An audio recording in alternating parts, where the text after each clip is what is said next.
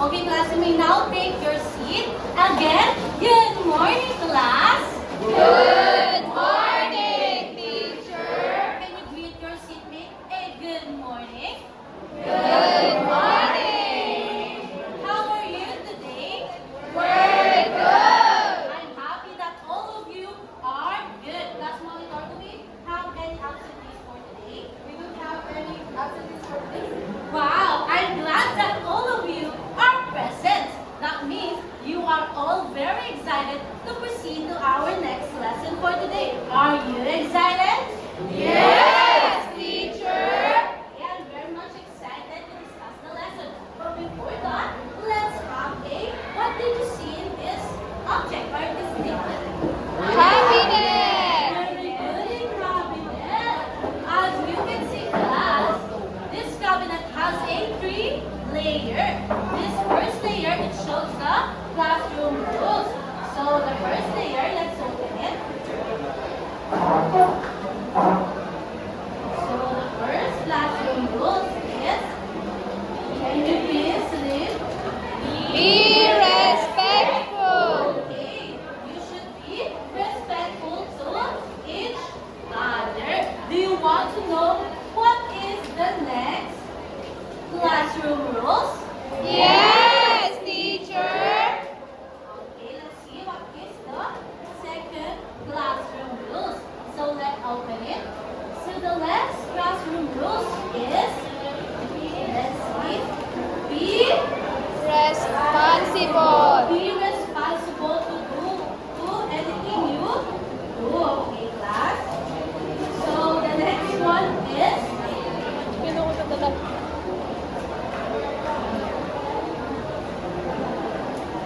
so wait, class. So the next one is, be ready to Learn. Okay, be ready to learn. I hope you follow this classroom rule in full discussion. Are you excited to learn? Yes, teacher. But before we proceed to our new lesson, let's have a recap to our last lesson. So what is the title of the story that we tackled last time? Yes, Presley? The Mud. How about for you, class? What is the highlight of the story? Yes, Kiana? It is about remembering our loved ones even when they died, or like they have already died, or their presence was not there, but in our hearts, they still live in our hearts. Very good, Kiana. How about who is the author of the story? Yes, Michaela? Very good. All of your answers are correct. That means you are all excited to jump to our new lesson and you are excited to unlock our topic for today. Are you excited? Yes, teacher. Okay, let's start. But before we start our discussion, I have prepared a activity. Do you want to play a game? Yes, teacher. Alright. This game entitled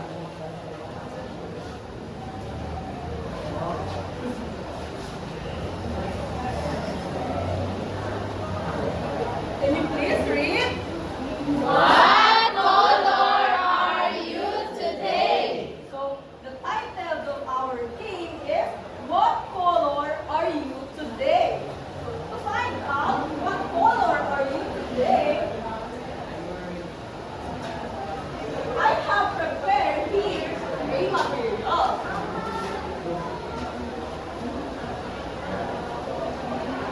What can you see on the table? Box. Boxes. So what are the colors of the boxes? Red, orange, yellow, green, blue, purple. Alright. All you have to do is to write your name in a piece of paper. Can you get your piece of paper and your pen? Alright. Please write your name. Please write your name in a piece of paper and put your name in the box.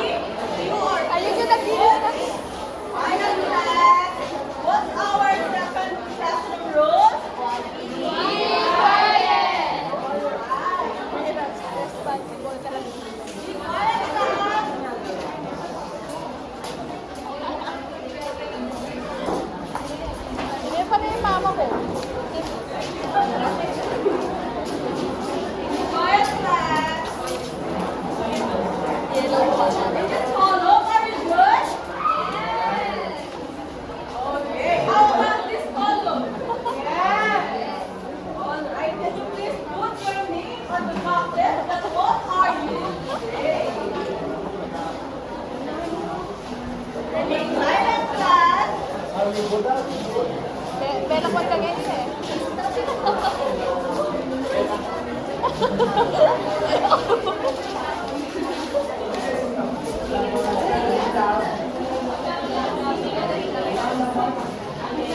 All right. Are you good, class? Now, time for me to pick what is inside the box. Are you excited? Yes, teacher. Okay. In the red box, which is below, let's call George. Yes. And when you Yes. that, and when you see George, please come here in front and explain your words. Yes. Yes, we're very excited. Silent class. We're very excited is Michaela. Yes. Come here in front. And for the hobbies, Jimboy. Jimboy. Jimboy. For the hobbies, Jimboy. And for the fistful, this come here in front, Jimboy. For the fistful, Wahi Malta. Silent class.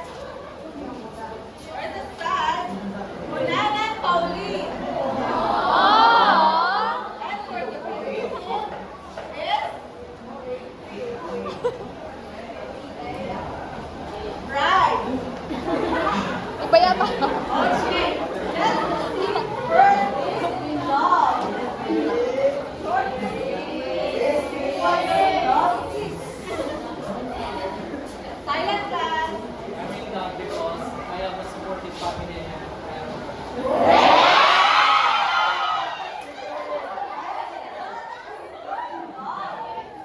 How about the excited? What are you excited to do? Silent class. I'm excited to love.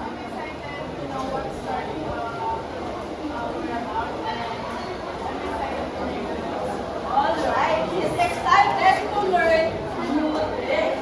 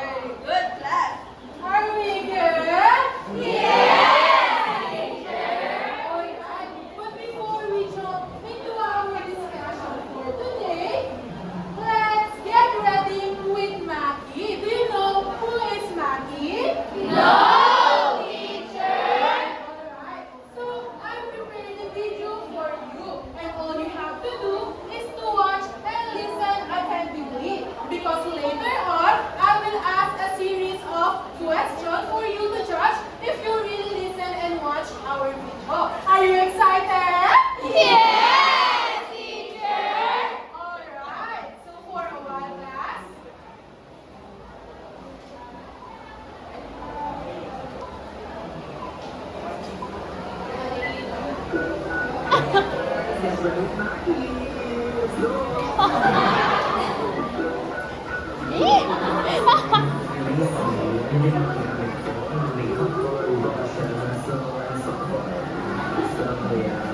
TV na.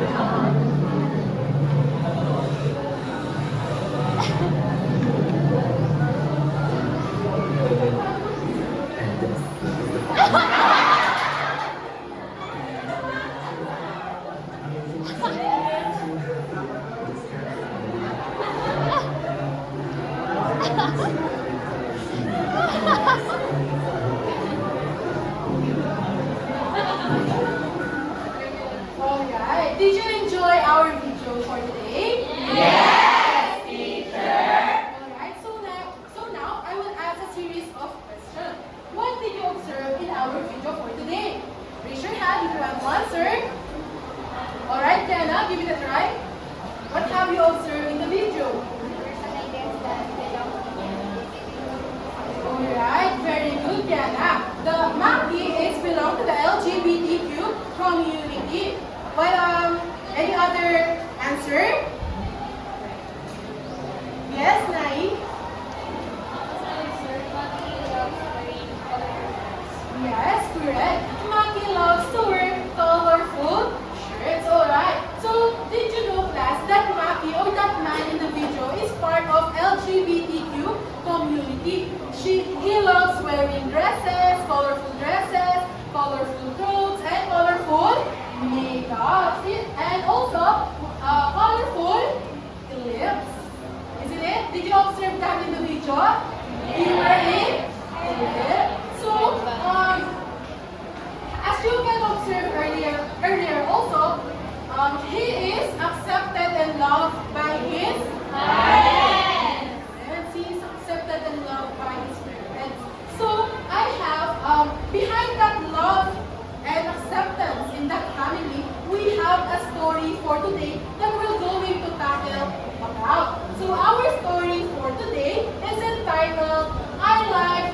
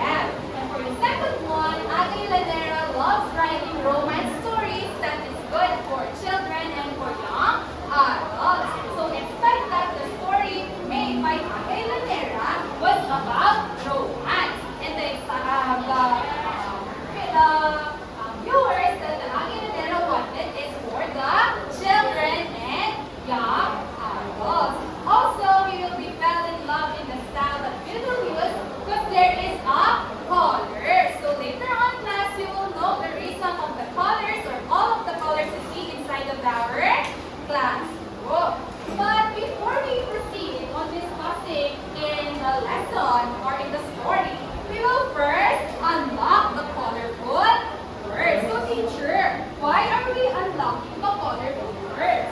Because teacher is somehow scared to think that some of the words incorporated in the story might seem very difficult or not familiar in your hand. But don't you worry, this teacher is here to guide you, to let you know what are those words about. So I have here the series of the a little bit unfamiliar jargons incorporated in our story. For the first one, we have rickety. Everyone say rickety. Rickety. When we say rickety, it means that something is very weak or anytime it will fall apart. For example, the old chair inside the house of my grandmother seemed to be rickety. And for the second one, we have brushing. Everyone say brushing. Brushing. So in the story, it is about pertaining to the little brushing that we know, such as brushing of our teeth or brushing of our hair. But in the story, the word brushing is used as a meaning of touching something or like waving on something. For example, the long red gown that I wore last night is brushing my toes. Okay, it was touching my toes. For the third one, everybody say grab. Grab. Grab. Grab. When we say grab, it is about moving slowly so that no one can see or hear you. Again, when we say grab, it is moving slowly so that no one can see or hear you. And for the fourth one, we have the word grab. When we say the word grab, it means that you are wearing something loose. For example, some oversized shirt. And for the fifth one, we have yanking. Everybody say yanking. Yanking. When we say yanking, it means you are pulling something hard. Again, pulling something hard. And for the sixth word incorporated in our stories was crick. Everybody say crick. Crick. So crick class is a sound. It is like a cricking of the door. For example, the old closet of my mother has a cricking sound. So classes are the unfamiliar words that we will be about to encounter on our story. I like wearing rainbows. But before we proceed on our discussion, of course we have the objective of the day. And for the first one is you will describe the main characters in the story.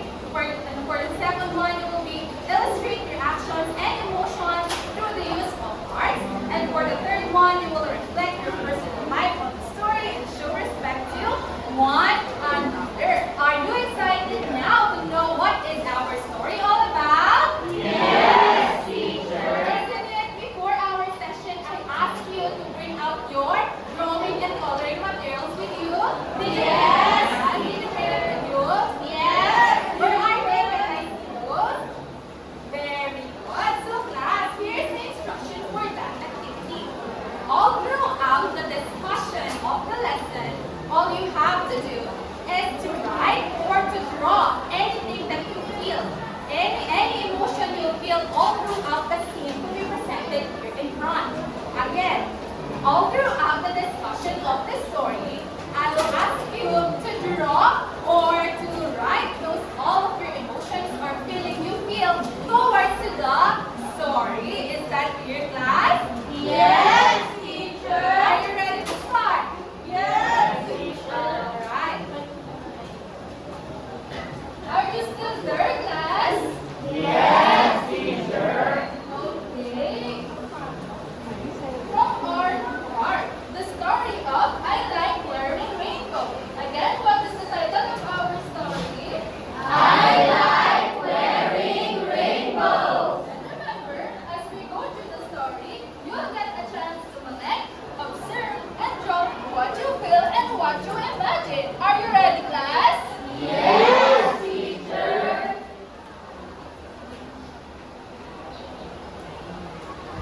So, everybody read the story. Lola was like the sky, calm and comforting. When I entered her room in our big, quiet house, she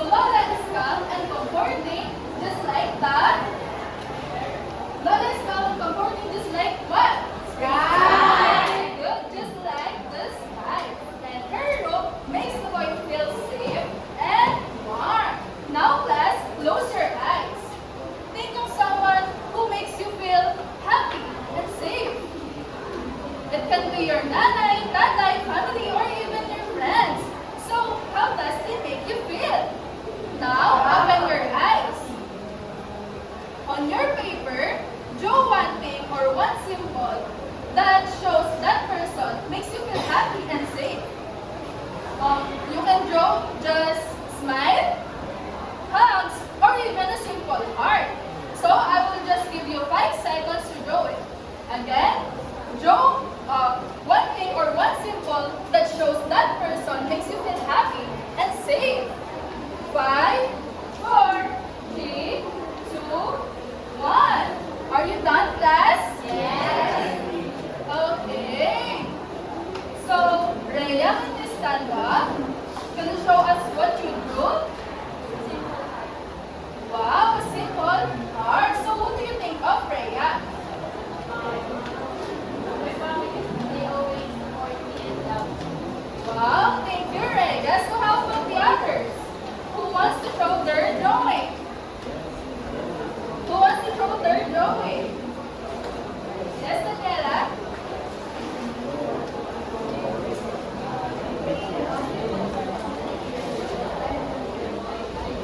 Okay, very good. So just like in the story, the boy felt the love and care of his Lola. So now let's proceed to the next part of the story. For this group, read the story from in her room up to Lola told me, and for this group, read the story from those she were up to pull out a surprise. Okay, in 3, 2, 1. In her room, my favorite was her closet. Green like grass. When I pulled open its rickety doors, rainbows greeted me. Their colors piled high like buildings. These were her old clothes, Lola told me. Those she wore when Tatay was still a little boy. I put my hand into the folded cards and pulled out her surprise. Okay, class, so what do you see in this picture? Okay, so, and also there's a love.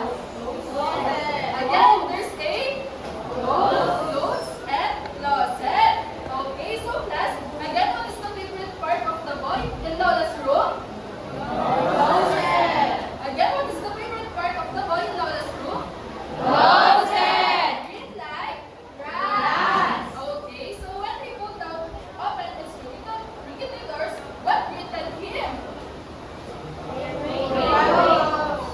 Again, what greeted him?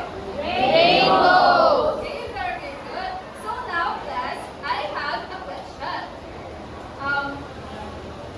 Have you ever So now, class, I have a question.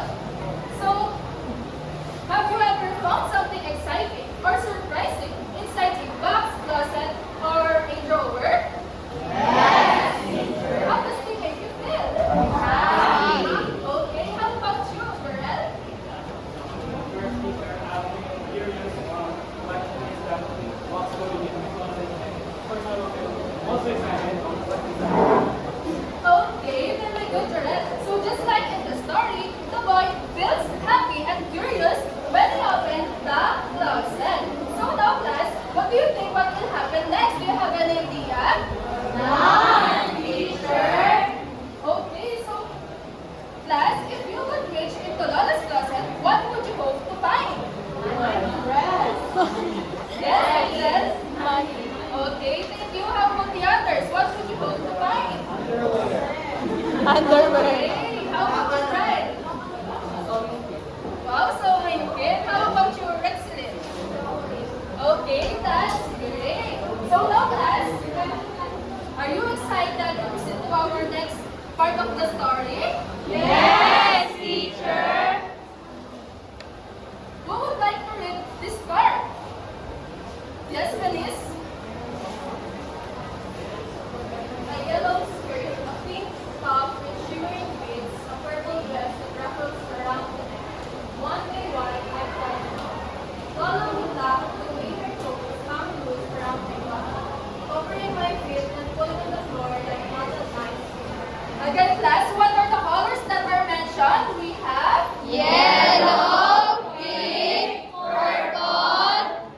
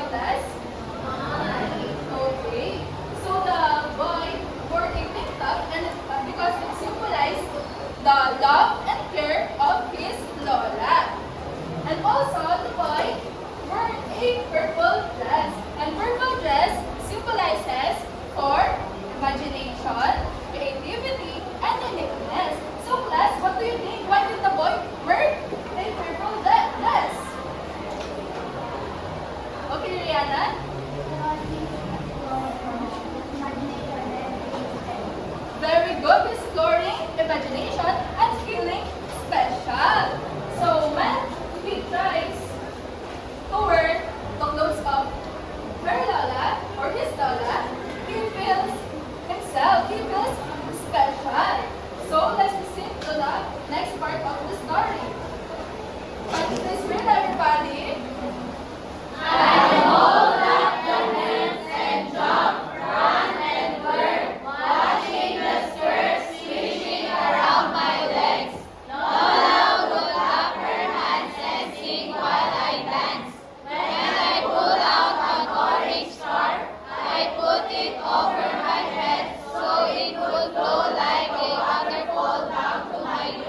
Okay, so class, what did you observe on this picture?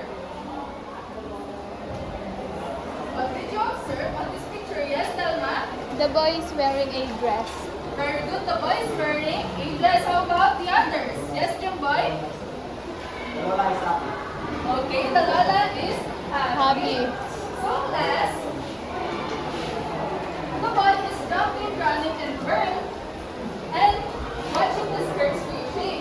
And Lola would clap her hands and sing while he was dancing. So class, think about running, whirling, and dancing.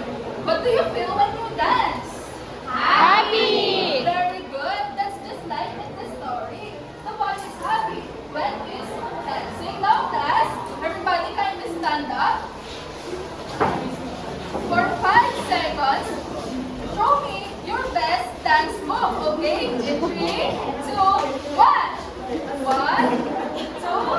3, 4, 5. Okay, please sit down. So I can see that you're really enjoying it. Just like the boy from video, he's enjoying dancing. And when he dances, he feels happy, free, and full of imagination. Yes. When the boy dances, he feels happy, free, and full of imagination. Okay, so now class, do you have an idea what will happen next? No, teacher. Okay, so let's see what will happen next. Okay, so like the rhythm, everybody.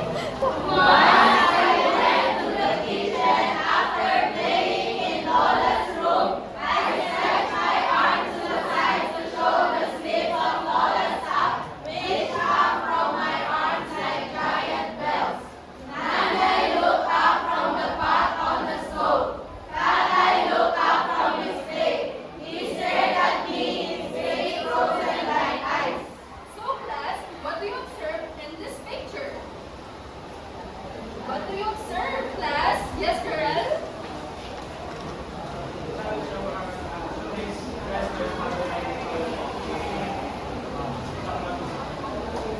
Okay, exactly. So class, as you can see, the boy is wearing the dress of his Lola. That's why the Lola look up from the back on the stove and the Lola look up from his plate and they are surprised.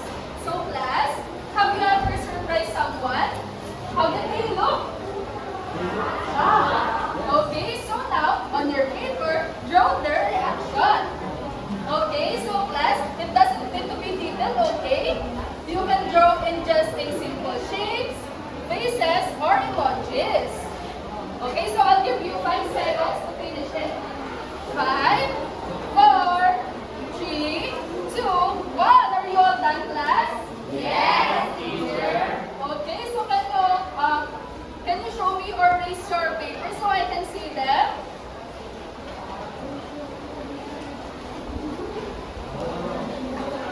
Okay, very good. So I can see the face frozen like eyes of the tatay. And I can also see how you show emotion and on your drawings. So give yourselves a big clap.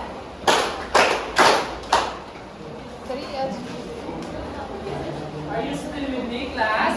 Yes, Are you excited? What's happened next? teacher. But before that, do you have any idea what's happened next? Yes, Kim Boy? Maybe the mother will not do that. Let's see. If your answer is correct, please read class. Saturday, today was red as my dress. He looked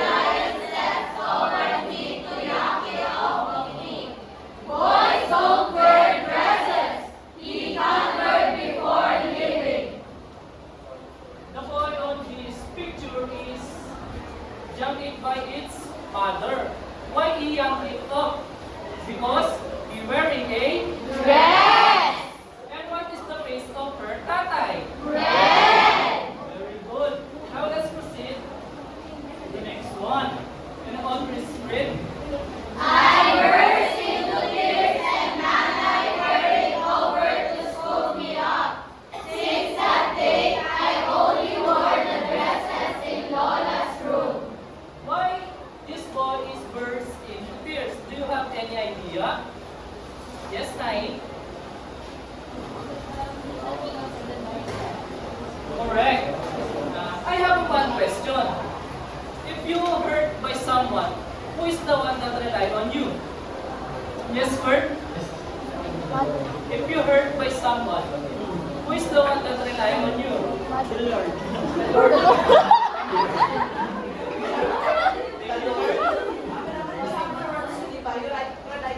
Yes. Thank you for your answer. Now, let's continue. What happened? You all please read. One day, Lola got sick with a fever that kept her bundled in a blanket. And off I could hear through the wall. Nanay told me to let Lola rest. I waited patiently for the day I could play in her room again. But Lola didn't get better. This is the saddest part because her Lola got sick and his boy didn't play again to his her room. And then I have one question, class. If your Lola or your family got sick, what will you do? Yes, Daniela? If your Lolas or family got sick, what will you do? Correct. If you're noted this guys because our family is the one who take care of us. And then let's proceed to the last. I brought her to the hospital. I never saw her again. Lola had gone to heaven. Nanay said, heaven? I gazed at the wide blue sky, but it didn't look as comforting as it did when Lola was still here beside me. Again, who is the one that Lola had gone to heaven? Lola. Is Lola. very good. I have one question, class. If someone passed away, how would you feel? Can you Sad. draw it on your paper and show it on class? 5, 4, 3, 2, 1. Yes, Rosel, can you share your... How did you feel if someone is passed away? Correct. Now, are you excited? To the next? Yes, teacher. This time, it's not about the paper and pen that we were going to do. Now, we will consider the feelings or the emotion for us to be more connected with our story. So, since art also needs to consider the feelings for us to be more creative. So, this group, please kindly read what is the next story. Our big, quiet house felt even bigger and quieter. I watched cartoons until I could see them in my sleep. I played in the garden until the first star appeared in the sky. The days dragged on and on like the back of Lola's old wedding dress, making the floor big but empty. Okay, thank you. So, what about you, class? What did you imagine of the character living in the story? How does it feel? Feeling lonely, peace, or happy? Lonely. Very good. How about you, class? What makes you sad? What makes you sad, class? Yes, big boy? You want to share something? What makes you sad? When I lost my loved ones. When you lost your son. what does the sad face look like? Yes, your boy? Can you please stand up?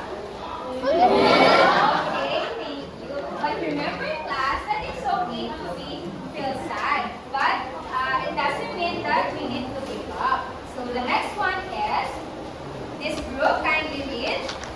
One day, when the burden was too much to bear, I went into Lola's room. Everything looked the same. Her bed pushed against the wall. Her table messy with mirrors and pencils and papers and bottles. Her tall green closet standing at her husband's shoulder. Okay, where did he go when we feel quiet and the house is bigger? Lola's room. Very good. So, as in class, when we are going to when we are going out and then when we return to our home, it still looks the same or it is messy, right, class? Yes, teacher. So that's how we remember that that his grandmother was rushed into the hospital because that's the last time that he entered to the room. So it's still messy with hairpins, pencils, and papers and bottles on the table. Are we clear, class? Yes, teacher. So the next one is, I crept toward her closet and opened its rickety doors. So earlier, we tackled about what is crept. So crept means move slowly. So rickety doors means it is something that is easy to fall or broken. So you move slowly toward her closet and open its old doors. So the rainbows greeted me, their colors spread high like a building. So these rainbows, these are the clothes of his grandmother's because it has a different colors. So I put my hand into a folded pile and pulled out a peach cap with big bows on the sleeves. What is the color of the top? Peach. Very good. So peach symbolizes comfort and joy. So why do you think it symbolizes comfort and joy based on the story? Do you have any idea? Yes, Ashley? Okay, thank you. Maybe because he remembered the comfort of his grandmother. So next is, everybody please read. The top was loose around my body, but it was the right leg for a rest. Swinging around my legs as I skip and run and dance. I grabbed the pink scarf, wrapped across the chair, and placed it on my head. The ends coming down to my waist like a waterfall. Alright. What did he grab and place it on his head? Pink scarf. Okay. Where is your head, class? Okay. So he grabbed the pink scarf and placed it on his head. So the pink color symbolizes kindness and softness. So why do you think it symbolizes kindness and softness based on the story? Do you have any idea? Yes, Jarrell, do you have any idea why pink symbolizes kindness and softness? Okay, thank you. So, pink symbolizes kindness and softness, maybe because he remembered the kindness and the softness of his grandmother. Are you excited what happened next to the story? Yes, teacher. I can hear you. Are you excited to know what is the next or what will happen to the next part of the story? Yes, teacher. Okay, before we jump up to the next part, let us just have a short recall. Do you still know or do you still remember the reason why is the kid wearing a dresses or rainbows? Is any idea? Based on what we have tackled or what we have discussed, what is the reason why is that boy is wearing a rainbow dresses? Yes, Yana?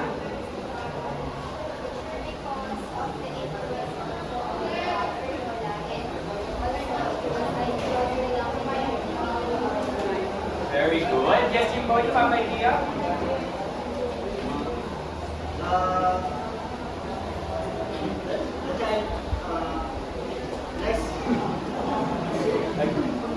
sir, sabi nila, gamit yung mga iba't ibang kulay. Exactly. Very good. All of your answers are correct. Just to give you an idea, then the boy is wearing dresses to express its emotions and feelings. So let's jump to the other part of the story. In this side, can you all please read?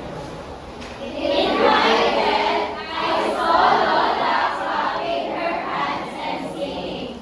I whirled faster and faster until the room was a blazing screen of colors making me laugh. Okay, please to the picture. I have a question to ask. Do you think the picture of Lola is a ghost or it's just a memory? Very good. Okay, you said it's memory. Why? In this side, why do you think it is a memory? Yes, guys.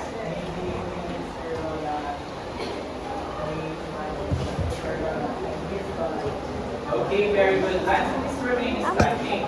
Have you ever experienced a loss or to lose someone?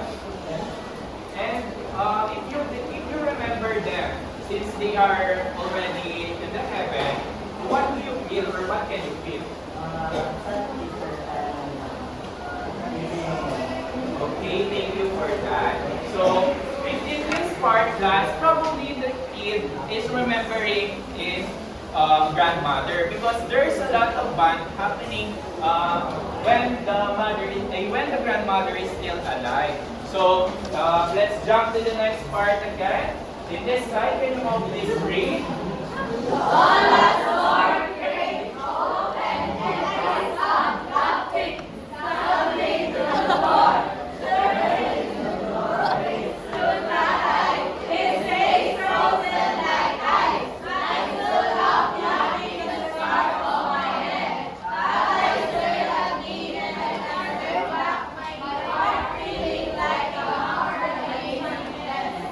Okay, thank you.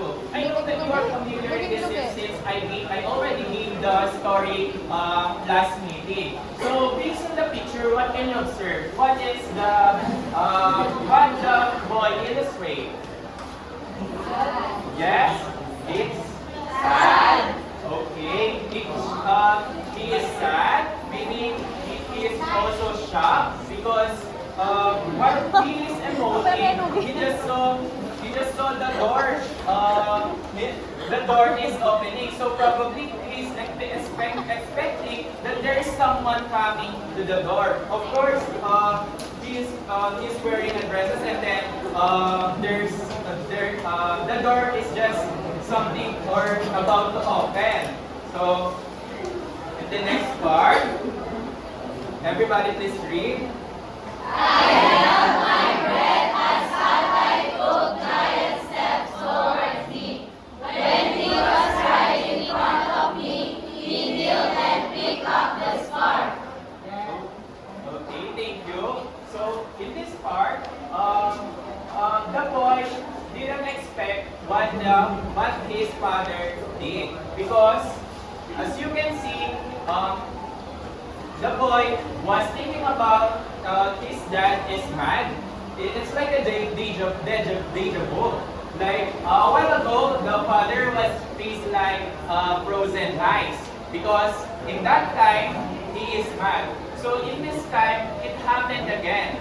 That the father once again become ice or freeze side like ice. So in next part, everybody please read. Gently as he were carrying the baby, I placed it back on my head. Even more gently, he smoothed the scarf down to my face. Nanay made merienda, he said softly. Are you hungry? He didn't look or sound angry, but he looked sad.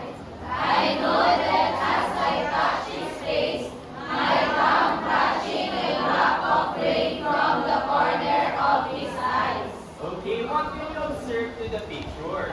Who wants to try? Okay, Lance. The tatay is comforting his Okay, great idea. Probably the tatay was comforting his child because actually the child didn't expect that the tatay will do that. The tatay instantly became so soft to its child. So maybe in this part, the father is already sinking to it that there is a more time to do within family because of the loss of their grandmother. Now, class, in your paper, I want you to draw what will you feel or what can you express based on in the drawings when someone is comforting you. I'll give you 5 seconds. 5, 4, 3, 2, 1. Okay, face in the board. The next part. Everybody read. Please do not hold my hand. She left the room, the fish was brushing against my legs. Its mouth perched like birds on my shoulders. Okay, let's just read the next page because it is connected.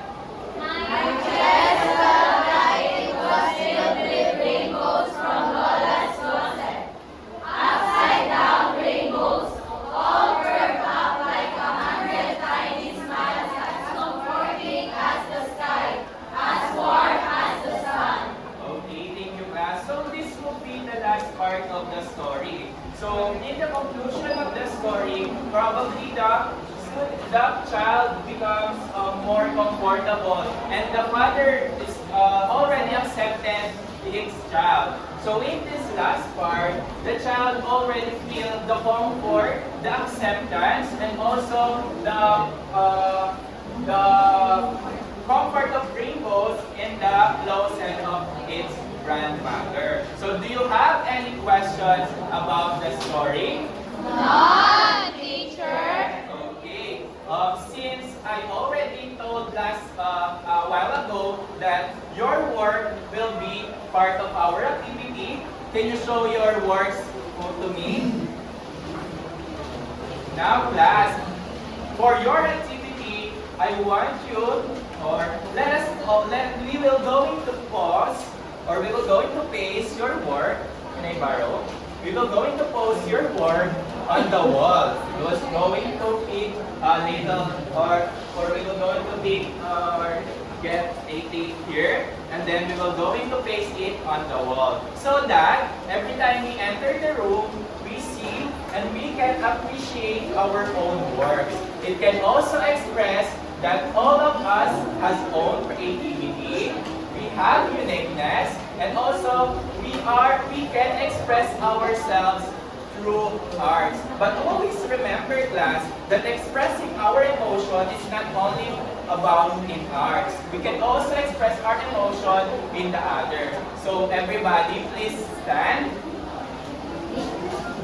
Okay, since we're lacking of time, I want you to remain in your seats. Later on, we will go into paste your work on the wall. Okay, is that okay? Yes, teacher. Okay, to sum up our ideas, we will going to have a little questions. So, are you ready? Are you ready to sum up the ideas of our lesson? Yes, teacher. Okay. Right. Now, before we proceed to your group activity, let's sum up first the colorful learning that you have today. So I have here a few questions. So the first question is, what is the story all about? Anyone? What is the story all about? Yes, Rhea?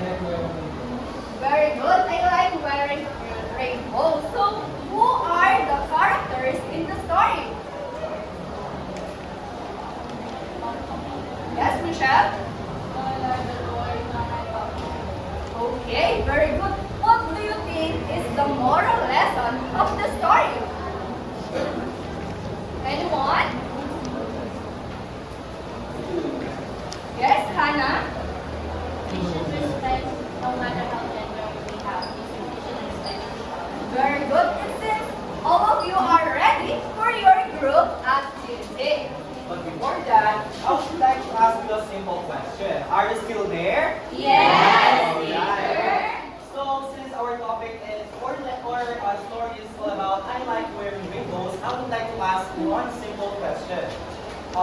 Why do you think we should do or give respect on each other? Who wants to answer? Just raise your hand. Okay, Waki.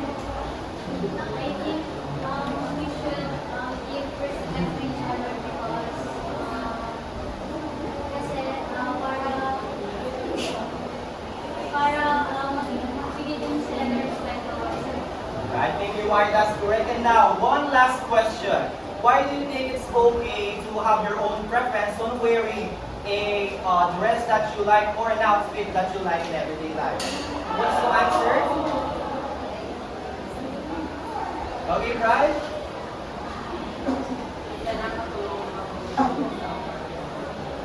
Okay, thank you. That's right.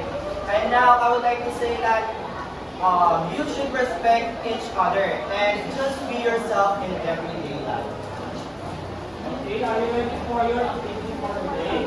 Yes, teacher. And now, I'm going to group you in group for group.